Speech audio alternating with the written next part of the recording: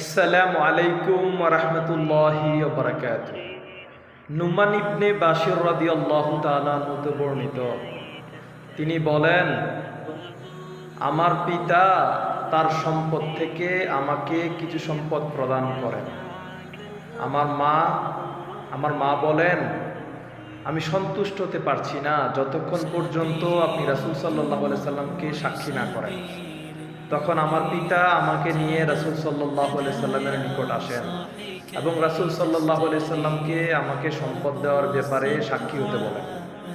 রাসূল সাল্লাল্লাহু আলাইহি সাল্লাম বলেন, তুমি কি এরূপ কাজ তোমার অন্য সন্তানদের সাথে করেছো?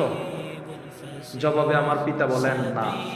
তখন রাসূল সাল্লাল্লাহু আলাইহি সাল্লাম বলেন, তুমি আল্লাহকে ভয় করো এবং তোমার সন্তানদের সাথে ন্যায় বিচার করো।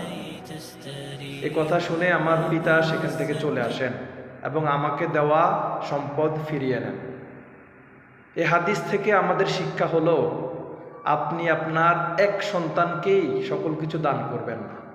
আপনার সন্তান যদি 3 জন হয়, সকলকেই তা সমান ভাগে ভাগ করে দিবেন। এটাই হাদিসের শিক্ষা।